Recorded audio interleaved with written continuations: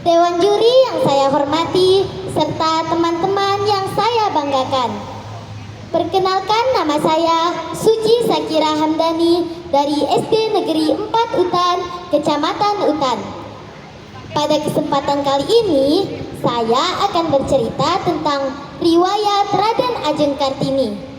Cerita ini saya ambil dari buku yang berjudul Habis Gelap, Terbitlah Terang, yang ditulis oleh Elvi Laila Suhaila. Nah, sebelum saya mulai cerita, saya mau pantun dulu nih. Nanti kalau saya pantun, teman-teman harus jawab cakep ya. Pergi sekolah ke SD 4. Di pintu gerbang bertemu guru. R.A. Kartini pejuang hebat, teladan perempuan generasi baru. Nah teman-teman, yuk simak ceritanya. Raden Ajeng Kartini lahir pada tanggal 21 April 1879 di kota Jepara. Nama lengkap Raden Ajeng Kartini adalah Raden Ajeng Kartini Joyo Adiningrat. Kartini lahir di tengah-tengah keluarga yang berasal dari kalangan priai atau bangsawan Jawa. Ayah Kartini bernama Raden Mas Adipati Aryo Sosroningrat. Beliau merupakan seorang pati yang diangkat menjadi bupati di Jepara setelah Kartini lahir. Ibu Kartini bernama Mas Ayu Ngasirah. Beliau merupakan anak seorang kiai atau guru agama di Telukaur, kota Surabaya. Menurut sejarah, Kartini merupakan keturunan dari Sri Sultan Hamengkubuwono VI. Bahkan ada yang mengatakan bahwa garis keturunan ayahnya berasal dari kerajaan Majapahit. Sebagai seorang bangsawan, Kartini berhak memperoleh pendidikan. Ayahnya menyekolahkan Kartini kecil di Europe's Leisure School. Di sanalah Kartini belajar bahasa Belanda dan bersekolah di sana hingga ia berusia 12 tahun. Sebab menurut kebiasaan saat itu, anak perempuan harus tinggal di rumah untuk dipingit. Meskipun berada di rumah, Raden Ajeng Kartini aktif dalam melakukan korespondensi atau surat menyurat dengan temannya yang berada di Belanda, sebab beliau fasih dalam berbahasa Belanda. Dari sinilah Kartini mulai tertarik dengan pola pikir wanita Eropa. Hingga pada akhirnya ia mulai berpikir untuk berusaha memajukan wanita pribumi. Sebab dalam pemikirannya, wanita pribumi masih tertinggal jauh atau memiliki status sosial yang cukup rendah kala itu. Ketertarikannya dalam membaca membuat beliau memiliki pengetahuan yang cukup luas soal ilmu pengetahuan dan juga kebudayaan. Raden Ajeng Kartini memberi perhatian khusus pada masalah emansipasi wanita, melihat perbandingan antara wanita Eropa dan juga wanita pribumi.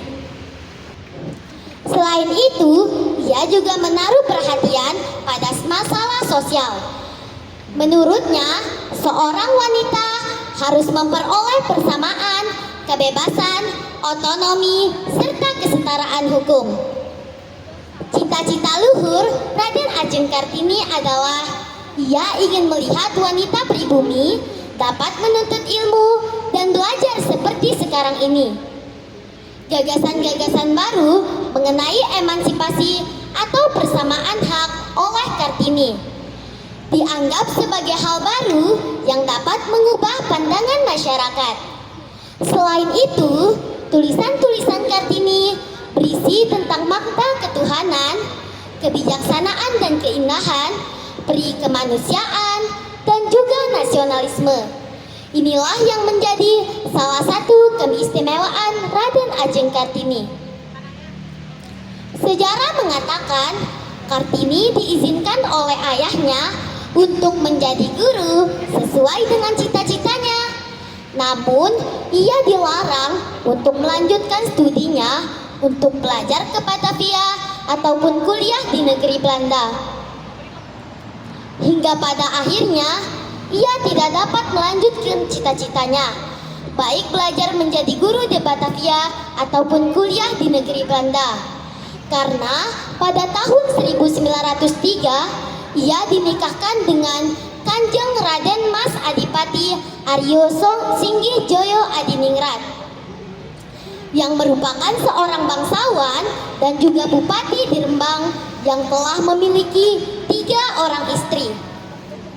Meskipun begitu, suami Raden Ajeng Kartini memahami apa yang menjadi keinginan Raden Ajeng Kartini, sehingga kemudian ia diberi kebebasan untuk mendirikan sekolah wanita pertama yang kemudian berdiri di sebelah kantor pemerintahan Kabupaten Rembang yang sekarang dikenal sebagai Gedung Pramuka. Dari pernikahannya dengan Kanjeng Raden Mas Adipati Aryo Singgih Joyo Adiningrat, beliau melahirkan anak pertamanya yang bernama Susalit Joyo Adiningrat pada tanggal 13 September 1904. Namun mirisnya, setelah beberapa hari melahirkan anak pertamanya, Kartini wafat pada tanggal 17 September 1904. Beliau kemudian dikebumikan di Desa Bulu, Kabupaten Rembang.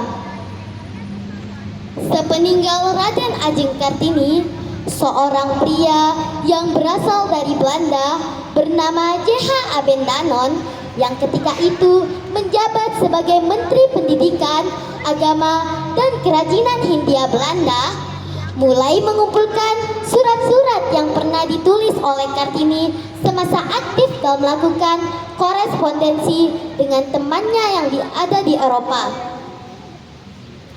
Pemikiran-pemikiran yang diungkapkan oleh Kartini banyak menarik perhatian masyarakat, terutama kaum Belanda, sebab yang menulis tulisan-tulisan itu adalah wanita pribumi.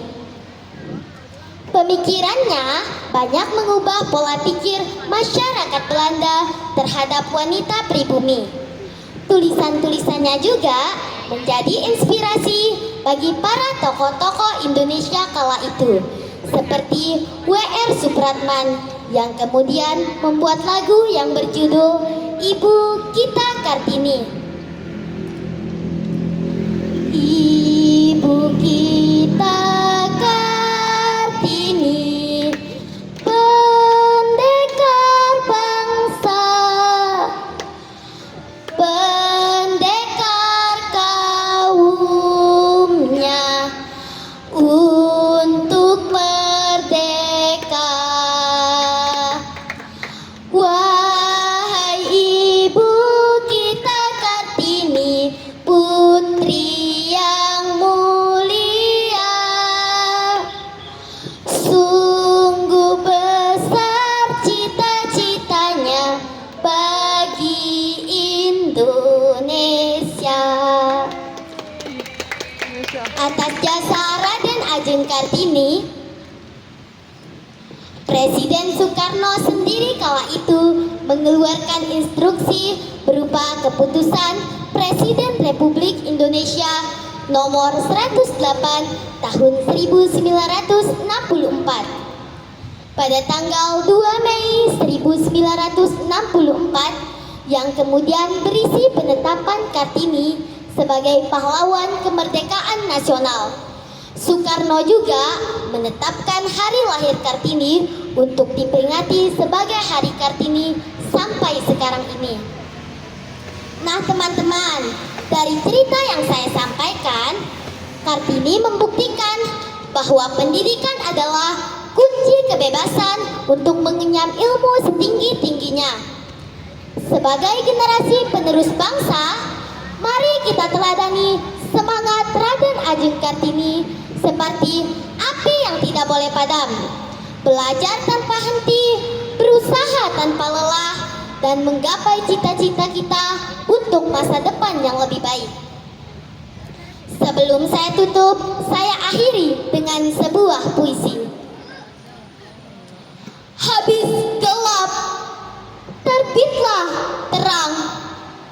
Habis badai, datanglah damai. Habis juang, sampailah menang.